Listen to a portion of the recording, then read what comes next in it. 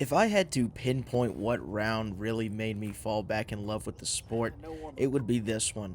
This is Nevin, by myself, on my own, non-tournament round. Here we go, right out of the car, throwing a P1, hit a tree, and it kicks me dead center of the fairway somehow. Of course, we get to off the first, throwing a Luna, and I completely yank it. I somehow, someway found this disc in the rough on the right side. We're left with a little zone SS shot going into the green, and I just trust this thing too much, and it ends up fading out, leaving us just shy of the OB, uphill, just outside the circle, I'd say, maybe. But we miss it, and we start with a bogey on the day. Now, I had played Nevin one time before, and it was a tournament round blind, and I enjoyed it so much that I had to come out here again before I went to the Panthers game that day against the Buccaneers. This time playing a little bit different of a layout, but I have absolutely fallen in love with this course. I really enjoyed it. I threw a P3X right there, got a long circle 2 putt to get back to even. We are even through 2 holes. That's a great putt to respond with after the miss on 1. Here's one of the holes that I had never played before. This is the long tee on 3, one of the most iconic holes that you see at the Pro Tour Championships over the past few years. Throwing a chariot here, and I just do not get it to turn long enough. It holds straight forever, and it fights down and gets me essentially pin high.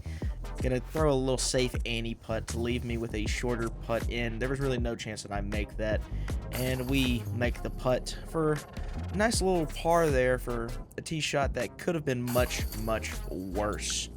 Heading to hole 4. This is a hole that I really enjoy. Very tight fairway the entire way that you gotta stay in.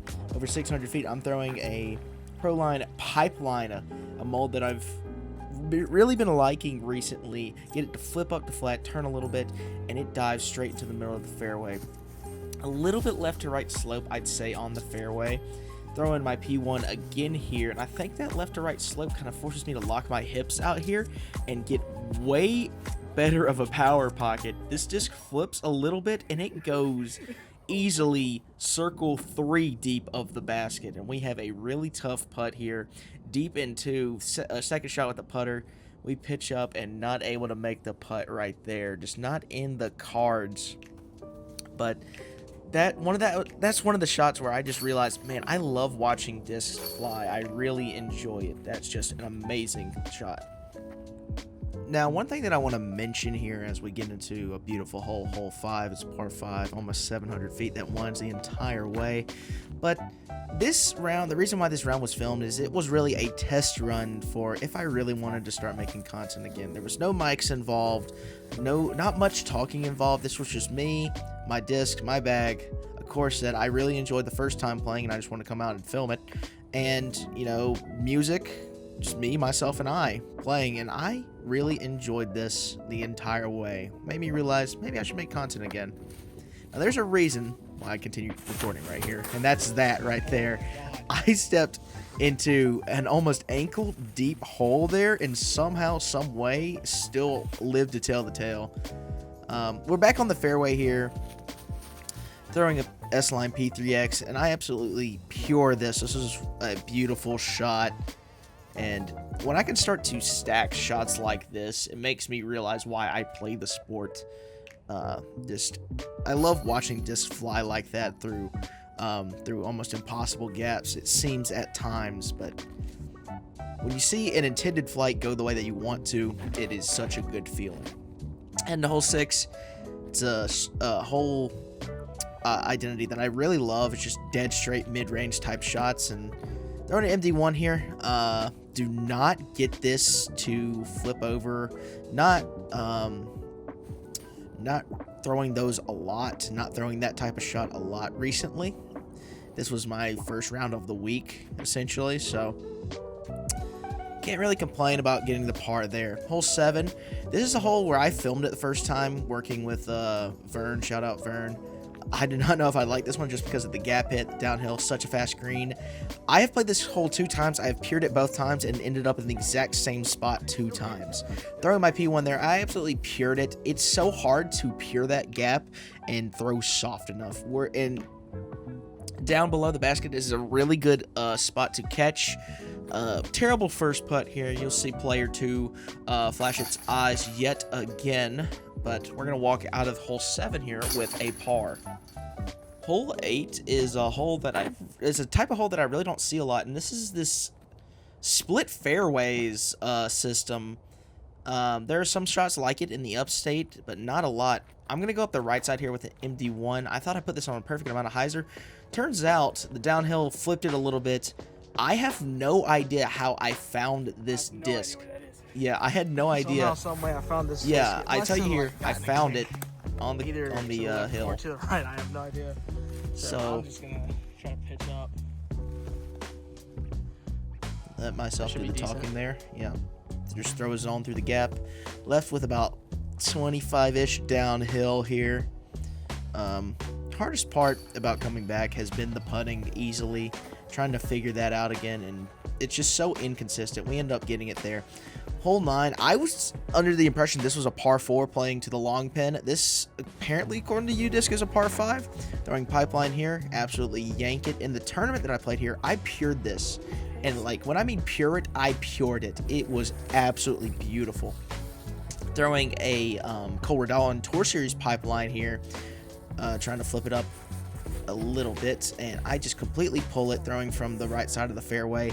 This somehow, some way, got through absolutely everything on the tree line that lines the right side, and unbeknownst to me, I am putting for eagle here. I thought I was putting for birdie. This is for eagle, and what an eagle bit it was, man. Hit the band again, and I thought I was tapping in par. I'm tapping in a birdie to get under par here, according to UDisc, that is. Hole 10 is a very interesting hole. It's something that plays uphill and then slowly works downhill after it. You gotta start something that's high and turns for a little bit. And I threw a ESP Sagara. I thought it was going to turn a little bit more than it did. I thought this was much better than it was. I love that shot. It's probably still left. But it looks actually pretty decent.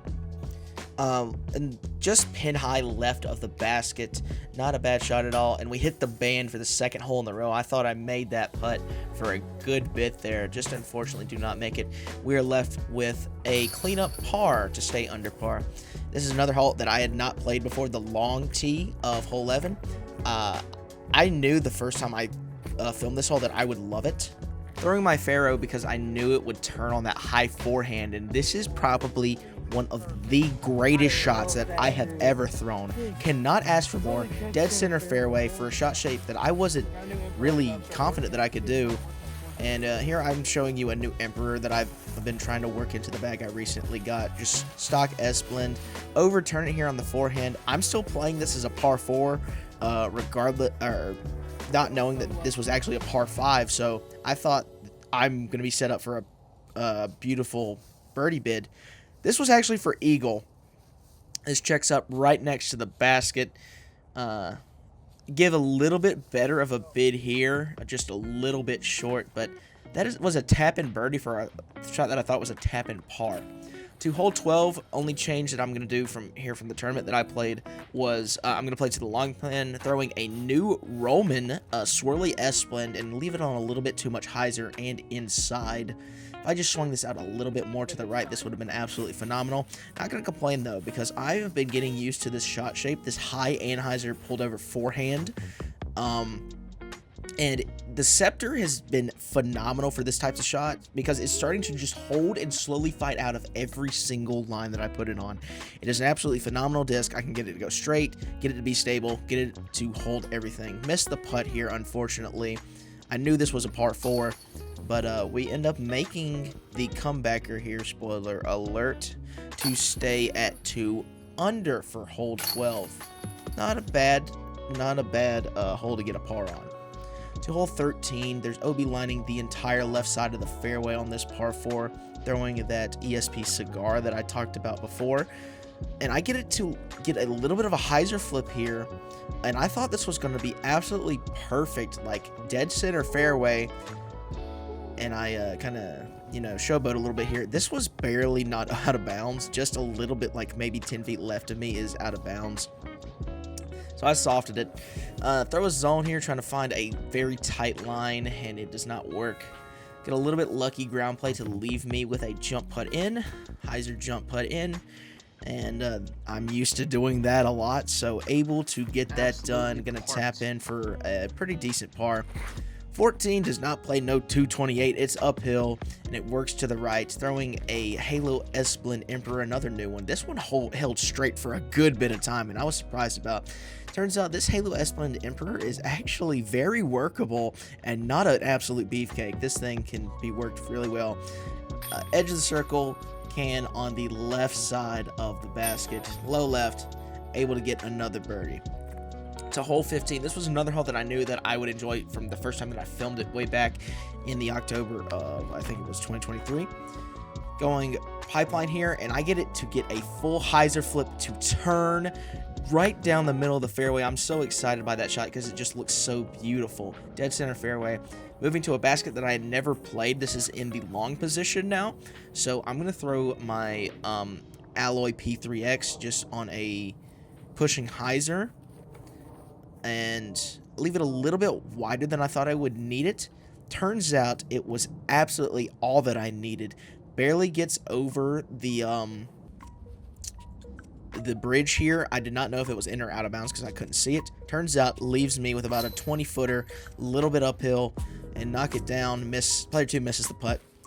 Now we're at -4. We're gonna not go to hole 16. It's just a hole that I haven't seen, I have never played, and nor do I think I'll enjoy it because it kind of it feels out of place in the course. Trying to go for potential eagle here, and I do not turn my Faro over enough. It ends up kicking, fading out, and going out of bounds. I know I can save par here, so that's why I originally did it. Throwing that, and that's a zone SS, and I just completely missed. So now we're stepping up to like long circle 2 to circle 3 putt uphill, cash. I was so excited about this putt. This is a putt that, you know, you just think about after a long time. It was a really good par save. To hole 18, I originally played a forehand here in the tournament, and it turned out okay. I throw my P1 here because I had been seeing it starting to turn over a little bit. I pured this gap, and I thought I could have had an eagle look here. This hole is nearly impossible to get an eagle look without a dead straight forehand that just dumps. End up getting kicked into the right side here. And I find a little bit of a gap for a zone forehand to go straight at the basket. We're going to end up right next to the basket. Nothing. And somehow find a gap. There. Gets us to 5 under. Not mad at it. And here's a hole that I just wanted to play for so long. And that's the par 3 version of hole 19. Throwing that same pipeline that I've been throwing a little bit today. The pro line version. Hyzer flip around the telephone pole to turn.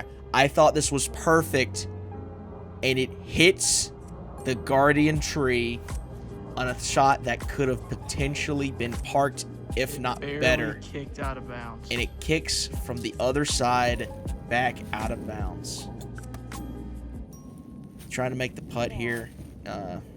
Just completely missed. You can see some of the mud that I had to go through on hole 17 to get my disc, because I had to get down into the stuff to go get my Faro. Miss for par. We make for bogey. What a round this was. I enjoyed every single second of it. And I hope you enjoyed every single second of this video. Like, subscribe, and I'll see you in the next one.